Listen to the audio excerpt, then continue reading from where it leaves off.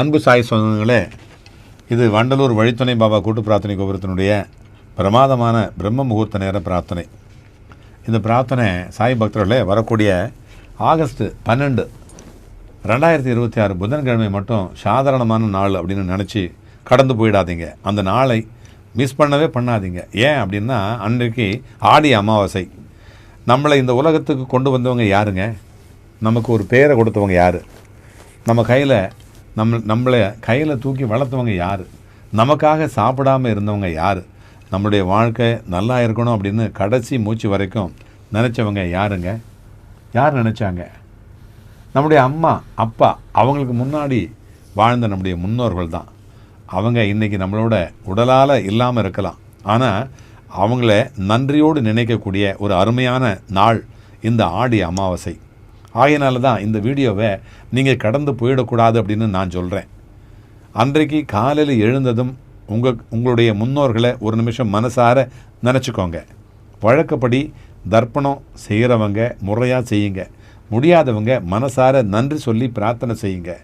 ஒரு பசியுள்ள உயிருக்கு உணவு கொடுக்க முடிஞ்சால் கொடுங்க. உங்களுடைய பெற்றோர் உயிரோடு இருந்தால் அவங்கள்ட்ட ஆசீர்வாதம் வாங்குங்க. அவங்க இல்லை அப்படின்னா அவங்களுடைய முகத்தை மனசில் நினச்சிக்கிட்டு நீங்கள் எனக்கு செஞ்ச எல்லாத்துக்கும் நன்றி அப்படின்னு உங்களுடைய ஆசீர்வாதம் எங்கள் குடும்பத்துக்கு எப்பவும் இருக்கட்டும் அப்படின்னு சொல்லுங்கள்.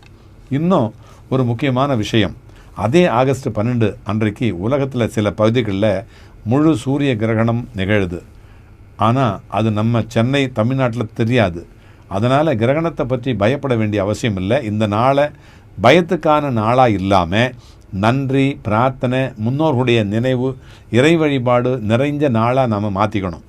அந்த நாளுக்காக நான் உங்களுக்கு 6 வரியில் ஒரு சாய் மந்திரத்தை நான் தர்றேன். அது வீடியோனுடைய அடுத்த பகுதியில் கீழே இருக்கிற அந்த கமெண்ட் பாக்ஸில் நீங்கள் அந்த சொல்லுங்கள்.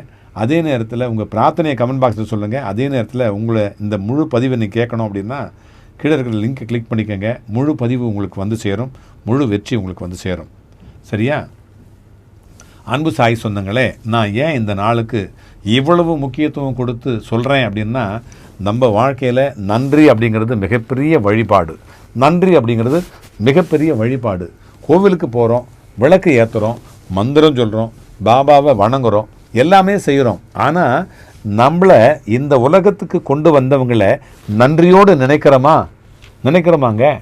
நம்ம அப்பா அம்மாவுக்கு முன்னால், அதுக்கு முன்னாடி இருந்த தாத்தா பாட்டி, அவங்களுக்கு முன்னாடி இருந்த முன்னோர்கள், இப்படி எத்தனை தலைமுறைகள் கடந்து வந்ததுனால தான் இன்றைக்கு நான் இருக்கிறேன், இல்லையா? நீங்கள் இருக்கிறீங்க. அந்த உணர்வு வந்தாலே ஆடி அமாவாசையினுடைய அர்த்தம் புரிஞ்சிடும். சாய் பக்தர்களே, வருடம் முழுவதும் அமாவாசை வருது. அதில் ஆடி அமாவாசைக்கு முன்னோர்களுடைய வழிபாட்டில் தமிழ்நாட்டில் ஒரு தனியான ஒரு முக்கியத்துவம் கொடுக்கப்பட்டு வருது. வழக்கப்படி தர்ப்பணம் செய்கிறவங்க தங்களுடைய குடும்ப சம்பிரதாயத்தின்படி முறையாக செஞ்சுக்கிட்டு வாங்க. அதுக்கான முறைகள் தெரியாதவங்க குடும்ப பெரியவர்கள் அல்லது தகுதியான புரோகிதர்கள் இவங்கள்ட்ட கேட்டு தெரிஞ்சு செய்யலாம். ஆனால் எனக்கு இதெல்லாம் தெரியலப்பா, அதனால் நான் ஒன்றுமே செய்ய முடியாது அப்படின்னு மட்டும் நினச்சிக்காதீங்க. உங்கள் மனசு இருக்குது இல்லையா? உங்கள் மனசு அதுதான் முதல்ல வேணும். உங்கள் அம்மா அப்பா மறைஞ்சு போயிருந்தா அவங்களுடைய படத்துக்கு முன்னாடி போய் ஒரு விளக்கை ஏற்றி வச்சு ஒரு பூவை வச்சு கண்களை மூடி, அம்மா அப்பா நீங்கள் எனக்கு கொடுத்த அந்த வாழ்க்கைக்கு நன்றி அம்மா அப்பா அப்படின்னு சொல்லுங்கள். தெரிஞ்சோ தெரியாமலோ நான் உங்கள் மனசை நோக வச்சுருந்தா என்னை மன்னிச்சிடுங்க. உங்கள் ஆசீர்வாதம் என் பிள்ளைகளுக்கும் என்னுடைய குடும்பத்துக்கும் இருக்கட்டும் அப்படின்னு மனசார சொல்லுங்கள். அதை விட பெரிய நன்றி உணர்வு என்னங்க இருக்குது இந்த உலகத்தில்? உங்களை பெற்றவங்க உயிரோடு இருக்கிறாங்களா? ரொம்ப சந்தோஷம். அப்படின்னா இந்த ஆடி அமாவாசையில் அவங்களுக்கு ஒரு ஃபோனை பண்ணுங்க. நான் ஒரு கவிதை எழுதினேன், எல்லா உறவுகளும் காசைத்தான் எதிர்பார்க்கும். எப்படி? எல்லா உறவுகளும் காசைத்தான் எதிர்பார்க்கும், எங்கள் அம்மா மட்டும் தான் நான் பேசுகிறத எதிர்பார்க்கும் அப்படின்னு சொன்னேன்.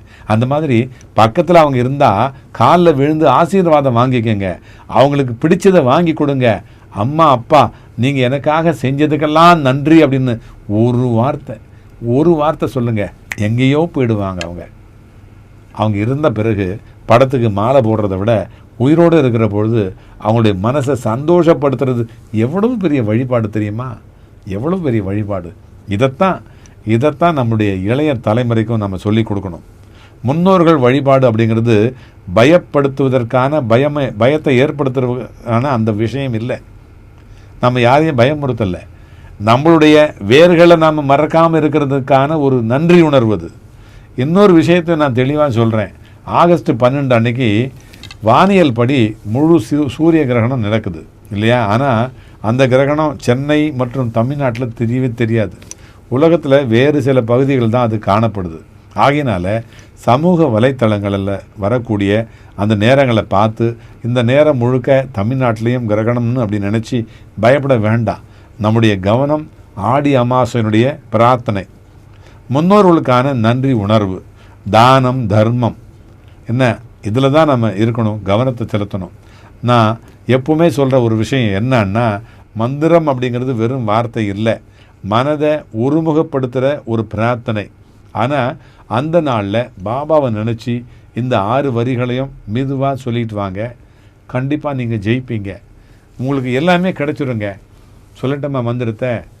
ஓம் ஸ்ரீ சாயிநாதாய நமஹ, ஓம் பித்ரு தேவதாப்ஜோ நமஹ, ஓம் பித்ரு சாந்தி பிரதாய சாயிநாதாய நமஹ, ஓம் குலரக்ஷகாய சாயிநாதாய நமஹ, ஓம் சர்வமங்களப்பிரதாய நமஹ. ஓம் ஸ்ரீ சாயிராம் சாயிராம் சாயிராம். இதை எத்தனை முறை உங்களால் சொல்ல முடியுதோ அத்தனை முறை பக்தியோடு சொல்லிக்கிட்டே இருங்க. எண்ணிக்கையை விட மனசு தான் இங்கே முக்கியமாக தேவைப்படுது. இப்போ எல்லாரும் ஒரு நிமிஷம் கண்களை முடிக்கோங்க. நம்முடைய முன்னோர்களை நினச்சிக்கோங்க. இதே இப்பயோ ஒரு தர்ப்பணம் பண்ணுறதா நினச்சிக்கோங்க.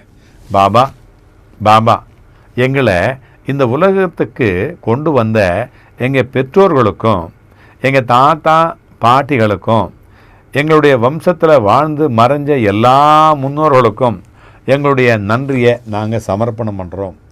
அவங்களுடைய ஆன்மா அமைதி அடையணும். அவங்க செஞ்ச நன்மைகளுடைய ஆசீர்வாதம் அடுத்த தலைமுறைகளுக்கும்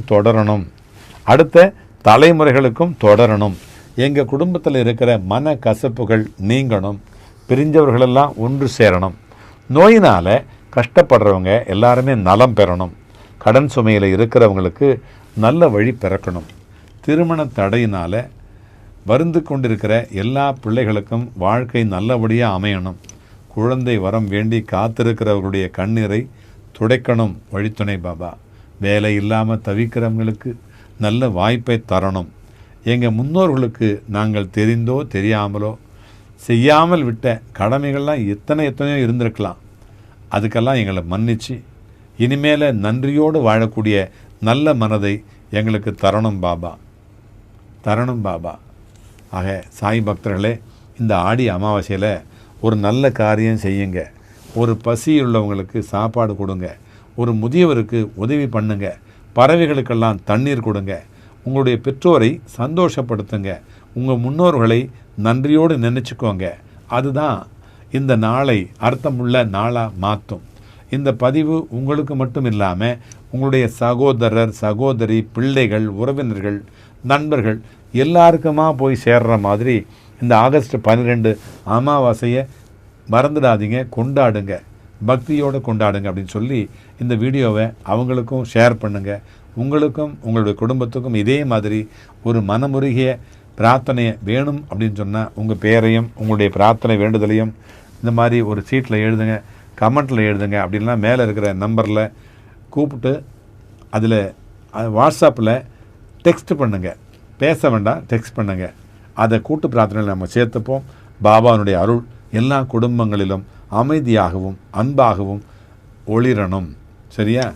ஓம் சாய்ராம். உங்கள் சாய்ராம்ஜி, வண்டலூர் வழித்துணை பாபா கூட்டு பிரார்த்தனை கோபுரத்திலிருந்து. ஜெய் சாய்ராம்.